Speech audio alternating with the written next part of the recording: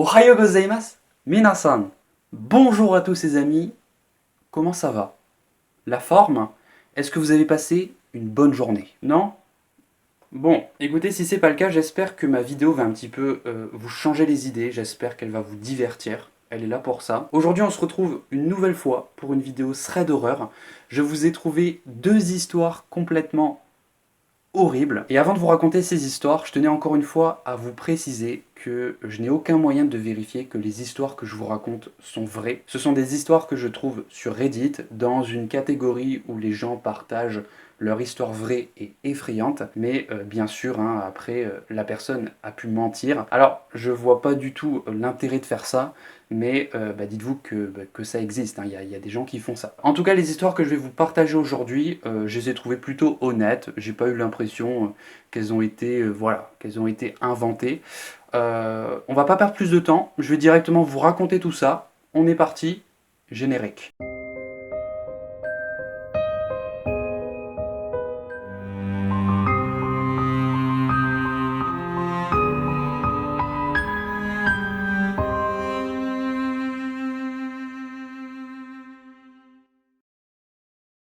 On commence avec le témoignage de Tiffany qui nous raconte une histoire qui lui est arrivée en 1993. À cette époque, elle avait 20 ans et elle nous explique qu'elle travaillait dans une usine de fabrication de plastique. Voilà, en fait, elle travaillait dans le département de la préparation des matériaux et la particularité de ce département, c'est qu'elle travaillait pendant la nuit. Voilà, en fait, elle travaillait pendant le night shift. Bref, il y a un soir où Tiffany a fini le travail comme d'habitude, il était environ 1h30 du matin et avant de pouvoir rentrer chez elle, elle a dû s'arrêter dans une station-service pour faire le plein parce que voilà, elle était râlée pâquerette au niveau de l'essence.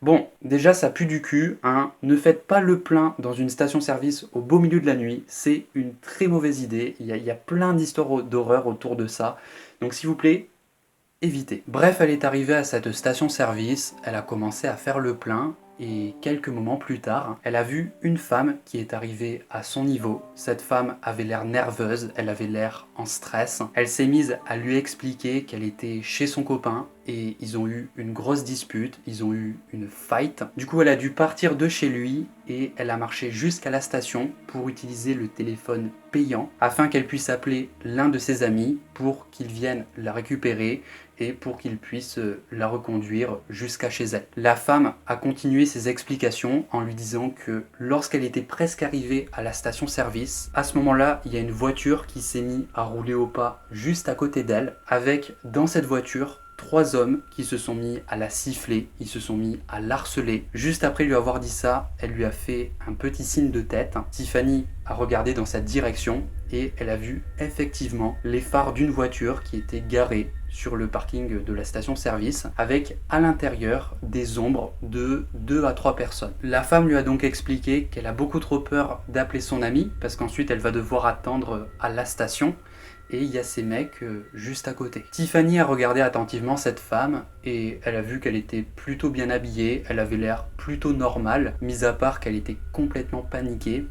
Donc à ce moment-là, elle s'est dit, bon, solidarité féminine, elle a fini de mettre de l'essence et elle lui a dit, allez monte, je vais te raccompagner chez toi. Les deux femmes sont donc montées dans la voiture, elles ont quitté la station-service et en quittant la station, Tiffany lui a demandé où est-ce qu'elle habitait. Cette femme à ce moment-là ne lui a pas répondu, elle était en train de regarder dans les rétroviseurs, elle regardait derrière elle. En fait, elle essayait de voir si la voiture allait les suivre. Tiffany a vu que cette femme n'a toujours pas attaché sa ceinture de sécurité, donc elle lui demande de la mettre.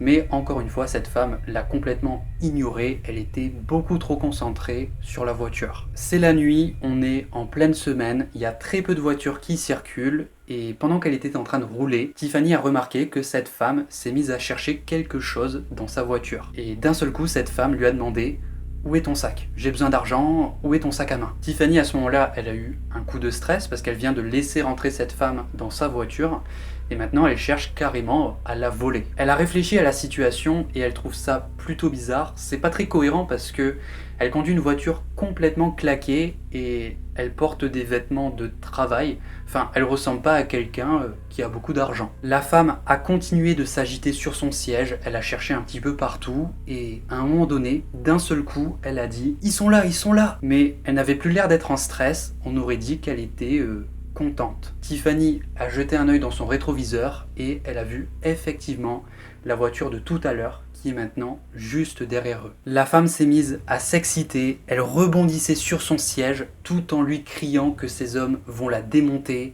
ils vont la déglinguer. Elle lui disait ça en rigolant comme une folle. Elle a continué de chercher son sac à main, elle l'a cherché sur la banquette arrière, tout en lui disant ce que ces hommes allaient lui faire, c'est-à-dire qu'ils vont la violer et elle finira dans un fossé. Tiffany, à ce moment-là, elle était bien sûr effrayée, mais elle était surtout en colère parce que elle a laissé rentrer cette femme dans sa voiture, elle lui a fait confiance et à ce moment-là, elle a remarqué 3 choses. La première chose qu'elle a remarqué, c'est que cette femme n'a toujours pas attaché sa ceinture de sécurité. La deuxième chose, c'est qu'elle sait que dans sa portière, elle a une boîte de cutter pour son travail. Et la troisième chose qu'elle a remarqué, c'est qu'elle arrive au niveau d'une intersection. Il y a des voitures de part et d'autre de cette intersection et le feu vient de passer au jaune. Vous savez très bien ce que ça veut dire. Elle n'a pas hésité une seule seconde, elle a appuyé à fond sur l'accélérateur et elle est passée vraiment au dernier moment. Le feu est passé du jaune au rouge, elle est passée et juste après, les voitures au niveau des intersections ont traversé la route. Tiffany a regardé dans son rétroviseur, elle a vu que la voiture a été forcée de s'arrêter. Pendant ce temps, la femme, elle s'est mise à hurler et d'un seul coup, Tiffany a appuyé à fond sur la pédale de frein. La femme s'est mangé la boîte à gants, elle s'est mangé le pare-brise. D'ailleurs, il y a une fissure très satisfaisante sur son pare-brise. Ensuite, elle a rebondi sur son siège et elle a hurlé de douleur. Pendant que la femme était complètement sonnée, Tiffany en a profité pour attraper un cutter dans sa portière et elle s'est mise à lui hurler dessus. Elle lui a crié quelque chose du genre « Dégage de ma voiture immédiatement avant que je te coupe le visage et que je te le fasse bouffer ». Voilà, elle a crié un truc de ce style-là. La femme, elle n'arrêtait pas d'hurler, elle a cherché aveuglément la portière pour pouvoir sortir de la voiture. Elle a réussi à ouvrir la portière et Tiffany en a profité pour la pousser en dehors de la voiture. La femme a atterri sur le côté de la route et Tiffany n'a pas perdu de temps. Elle a appuyé à fond sur l'accélérateur avec sa portière toujours grande ouverte et elle a pris à la première intersection. Elle a continué de rouler toujours avec sa portière grande ouverte. Elle n'a pas arrêté de tourner dans plusieurs rues pour vraiment essayer de se perdre. Et une fois qu'elle était bien perdue, elle s'est arrêtée. Elle a fermé sa portière et elle s'est calmée. Elle a pris de grandes inspirations. Une fois qu'elle s'est calmée, elle a redémarré la voiture et elle a repris la route. Elle est rentrée chez elle, saine et sauve. Une fois chez elle, elle a raconté toute son histoire à sa sœur. Les deux filles ont ensuite pris une bonne nuit de sommeil et le lendemain, elle a rempli un rapport de police. Et c'est du coup la fin de cette histoire. Elle est horrible cette histoire. Toi t'es là, t'es dans la bienveillance, t'es prêt à aider une personne en détresse.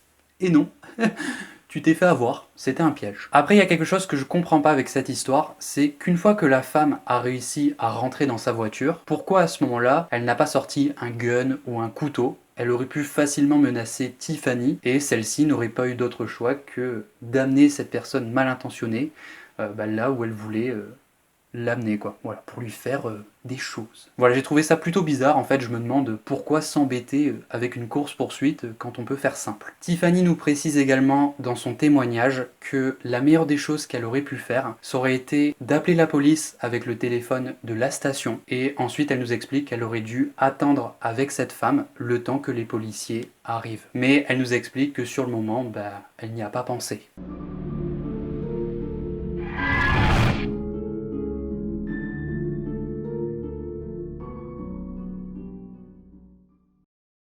On passe du coup au témoignage d'Alice qui nous raconte une histoire qui lui est arrivée en 2012. Au début de l'année 2012, elle nous explique qu'elle a pris une bonne résolution. Vous savez, le genre de choses qu'on ne respecte jamais, les résolutions. Et sa résolution, en fait, ça a été de se remettre au sport. Voilà, en fait, elle nous explique que depuis qu'elle est tombée enceinte et qu'elle a eu son premier enfant, eh bien, elle a un petit peu perdu ses objectifs sportifs de vue, mais elle avait toujours eu l'intention de s'y remettre. Du coup, elle s'est mise à courir avec l'une de ses potes qui s'appelle Anna. Anna, qui est une fille très sportive, c'est une fille qui est très encourageante, et elles se sont mises à courir 4 fois par semaine dans une forêt qui est aménagée pour les sportifs. Elle nous explique que les sentiers de cette forêt possèdent des lumières. C'est un aménagement qui a été mis en place pour les sportifs, pour leur permettre de courir à n'importe quel moment de la journée. Parce que par exemple, en hiver, les jours sont beaucoup plus courts, il fait noir dès qu'il est 17h, et donc c'est un aménagement plutôt sympa, voilà, qui a été mis en place. Alors comment ça fonctionne? En fait, au début du parcours, vous appuyez sur l'interrupteur, ça va allumer en fait toutes les lumières du trajet correspondant, et dès l'instant où vous avez appuyé sur l'interrupteur, vous avez un certain temps pour effectuer le parcours. Par exemple, pour le parcours le plus court, vous avez au maximum 45 minutes et au bout de 45 minutes, les lumières s'éteignent automatiquement. Alice et Anna ont fait leur footing dans cette forêt pendant environ 2 mois. Et au bout de 2 mois, elles ont commencé à remarquer un homme qui traînait souvent au niveau du parking. À chaque fois qu'elles se garaient, il était là à attendre quelque part, il était tout seul dans son coin. Il portait toujours les mêmes vêtements de sport et il avait environ une trentaine d'années. Alice nous précise également que cet homme ne les a jamais regardés directement dans les yeux.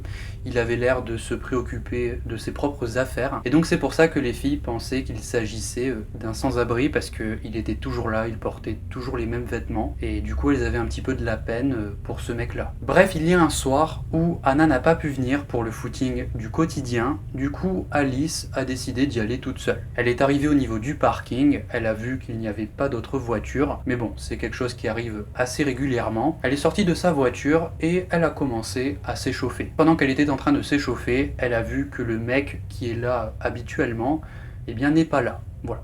Pour une fois, il n'est pas là. Elle est allée au début du parcours, elle a appuyé sur l'interrupteur pour allumer toutes les lumières et elle a commencé son footing. Dès l'instant où elle a atteint le premier sommet du parcours, elle a entendu derrière elle une respiration très forte, comme si que quelqu'un était vraiment énervée. Elle a jeté un œil par-dessus son épaule et elle a vu à ce moment-là, à seulement quelques mètres derrière elle, l'homme du parking qui est en train de sprinter dans sa direction. Et il courait d'une manière plutôt bizarre, il courait un peu comme un robot. Pour la première fois, Alice a croisé son regard et le regard qu'elle a vu à ce moment-là, c'était comme un prédateur qui chassait sa proie. Forcément, quand elle a vu ça, elle a de suite paniqué, elle s'est mise à sprinter, elle a couru comme elle n'avait jamais couru auparavant, et elle avait tellement peur que cet homme finisse par l'attraper, qu'elle a carrément arraché son collier et elle l'a jeté sur le sol pour laisser des preuves au cas où. Elle a réussi à mettre une certaine distance entre elle et cet homme, environ une centaine de mètres, mais le truc c'est qu'il était toujours derrière elle en train de la poursuivre comme un fou. Donc dès qu'elle a atteint le prochain virage,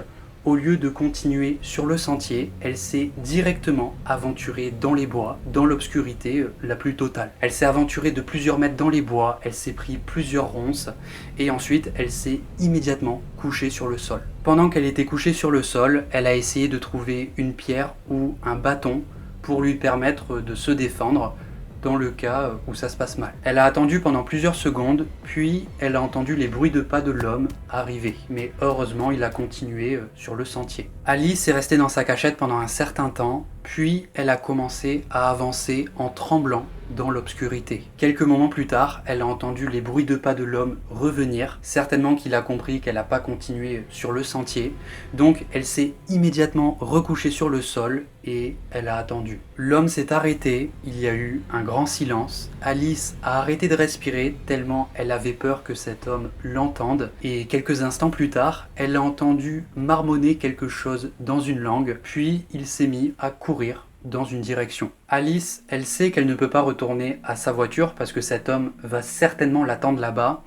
Donc elle s'est dit qu'elle allait marcher discrètement vers la route la plus proche pour trouver de l'aide. Après plusieurs minutes, elle s'est décidée à bouger. Elle a commencé à marcher discrètement à travers les bois et à un moment donné, les lumières se sont éteintes. Elle se sentait déjà un petit peu plus rassurée parce que l'obscurité lui permet d'avoir une certaine couverture.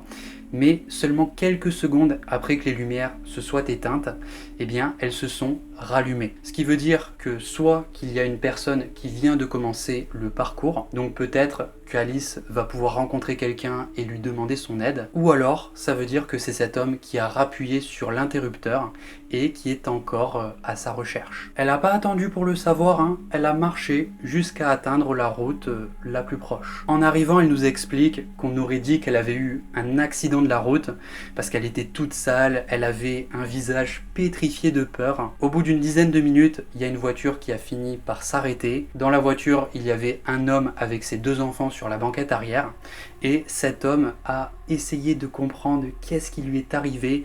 Il a au moins pris 10 minutes pour essayer de comprendre parce que Alice n'arrivait pas à lui expliquer. Elle était complètement en panique, elle était en pleurs. L'homme, à un moment donné, lui a demandé si elle voulait qu'il la conduise jusqu'au parking. Alice, à ce moment-là, elle lui a dit non en pleurant et elle lui a répondu qu'elle voulait tout simplement rentrer chez elle. L'homme a du coup accepté de la raccompagner jusqu'à sa maison. Une fois à la maison, Alice a raconté toute son histoire à son copain. Son copain, à ce moment-là, il a vraiment insisté pour qu'ils appellent la police. Mais Alice, à ce moment-là, elle lui a dit mais pour reporter quoi? Il n'y a aucun crime qui n'a été commis. Son copain est quand même allé au parking pour récupérer la voiture et en arrivant, il a vu que la vitre côté conducteur a été brisée et le téléphone portable d'Alice, qui était dans la voiture à ce moment-là, a été volé, ainsi que la photo de sa fille qui était suspendue au rétroviseur intérieur de la voiture. Ils ont donc signalé tout ça à la police. Alice et son copain ne savent pas si les policiers ont mené une enquête, ils ne savent pas s'ils les ont crus, et c'est du coup la fin de cette histoire.